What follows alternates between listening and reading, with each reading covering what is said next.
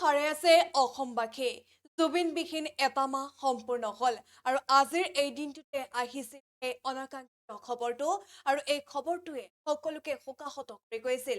আজিও যেন অসমবাসীয়ে মানি ল'ব পৰা নাই প্ৰাণৰ শিল্পীগৰাকী নোহোৱা হোৱা। প্ৰাণৰ শিল্পীগৰাকী নোহোৱা হোৱা আজি এটা মাহ সম্পূৰ্ণ হ'ল। আজিও অসমবাসীৰ বুকুৰ কেঁচা ঘা শুকোৱা নাই। কঠিন বাস্তৱক আজিও স্বীকাৰ কৰিব পৰা নাই প্ৰতিগৰাকী অসমীয়াই। আৰু আজি আমাৰ প্ৰাণৰ শিল্পী জুবিন গাৰ্গৰ এটা মাহ সম্পূৰ্ণ হ'ল।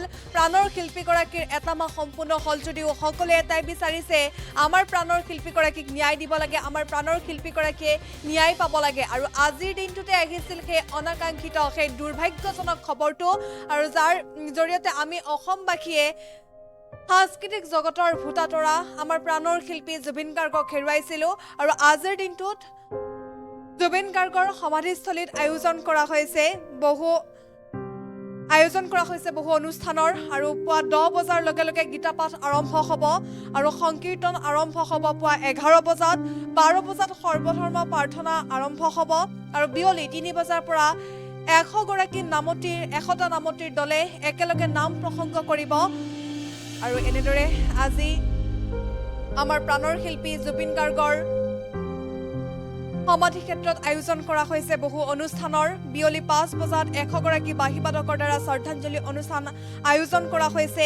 সন্ধিয়া 6 বজাত শিল্পী কলা কৌশলীৰ বিশেষ শ্ৰদ্ধাঞ্জলি অনুষ্ঠান আয়োজন কৰা হৈছে আৰু নিশা 8 বজাত ভাওনাৰ আয়োজন কৰা হৈছে। আৰু আজিৰ দিনটোতে সেই অনাকাংক্ষিত সেই দুৰ্ভাগ্যজনক খবৰ আহিছিল আৰু আজিৰ দিনটোতে আমি প্ৰাণৰ শিল্পী জুবিন গাৰ্গক হেৰুৱাব লগা হৈছিল। আৰু আজি প্ৰাণৰ শিল্পী জুবিন গাৰ্গ নোহোৱা হোৱা এটা মাহ সম্পূৰ্ণ হ'ল। জুবিন গাৰ্গবিহীন এটা মাহ কোনেও কল্পনাই কৰিব পৰা নাই। অসমবাসীৰ বুকুৰ কেঁচা ঘা আজিও শুকোৱা নাই।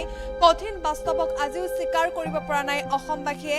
আজি সম্পূৰ্ণ হ'ল জুবিন গাৰ্গৰ মৃত্যুৰ এটা মাহ আৰু সকলোৱে বিচাৰিছে আমাৰ প্ৰাণৰ শিল্পীগৰাকীৰ ন্যায় পাওক, প্ৰাণৰ শিল্পীগৰাকীৰ যি তদন্ত সেয়া তদন্ত ক্ষীপ্ৰতাৰে আগবাঢ়ক। আৰু কি কাৰণত আজিৰ দিনটোত আমি এনেদৰে হেৰুৱাব লগা হৈছিল সাংস্কৃতিক জগতৰ ভোটাতৰা আমাৰ প্ৰাণৰ শিল্পী জুবিন গাৰ্গক সেয়া অসমবাসীয়ে জানিব লাগিব। আজিও অসমবাসীয়ে শান্তিত থাকিব পৰা নাই। আমাৰ প্ৰাণৰ শিল্পীগৰাকী নোহোৱা হোৱা এমাহ সম্পূৰ্ণ হ'ল আৰু আজিৰ দিনটোত সমাধিস্থলীত জুবিন গাৰ্গৰ সমাধিস্থলীত আয়োজন কৰা হৈছে বহু অনুষ্ঠানৰ। পুৱা 10 বজাৰ লগে লগে গীতাপাঠ আৰম্ভ হ'ব আৰু আজি অনুষ্ঠান আয়োজন কৰা হৈছে। লোকে লোকাৰণ্য হৈ পৰিছে। প্ৰতিদিনে দেখিবলৈ পোৱা যায় শিল্পীগৰাকী শ্ৰদ্ধাঞ্জলি দিবলৈ লোকে লোকাৰণ্য হৈ পৰে সোণাপুৰৰ সেই সমাধিস্থলীত।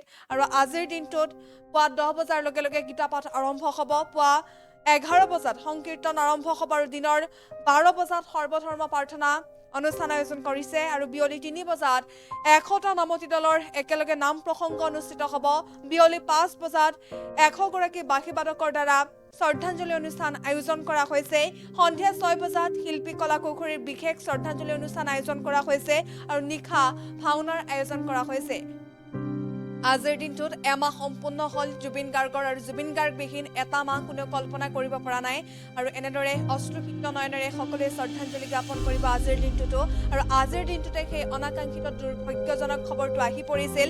জুবিন গাৰ্গ নোহোৱা হোৱা আজি এটা মাহ হ'ল। সেই এটা মাহত সকলোৱে বিচাৰিছে যে জুবিন গাৰ্গৰ আমাৰ প্ৰাণৰ শিল্পীগৰাকীয়ে ন্যায় লাভ কৰক। আৰু আজিৰ দিনটোত সমাধিস্থলীত বহুতো অনুষ্ঠানৰ আয়োজন কৰা হৈছে। প্ৰাণৰ শিল্পীগৰাকীক শ্ৰদ্ধাঞ্জলি জ্ঞাপন কৰিবৰ বাবে বহু অনুষ্ঠানৰ আয়োজন কৰা হৈছে। আৰু এনেদৰে আমাৰ প্ৰাণৰ শিল্পীগৰাকী নোহোৱা হোৱা আজি এমাহ হ'ল আৰু কায়িকভাৱে আমাৰ মাজৰ পৰা কিয় নাইকিয়া হ'ব লগা হ'ল বা কিয় নাইকিয়া হৈ গ'ল সেয়া কিন্তু অসমবাসীয়ে উত্তৰ আজিও বিচাৰিছে। সেয়া অসমবাসীক উত্তৰ দিব লাগিব, সেয়া ন্যায় পাব লাগিব আমাৰ প্ৰাণৰ শিল্পী জুবিন গাৰ্গে।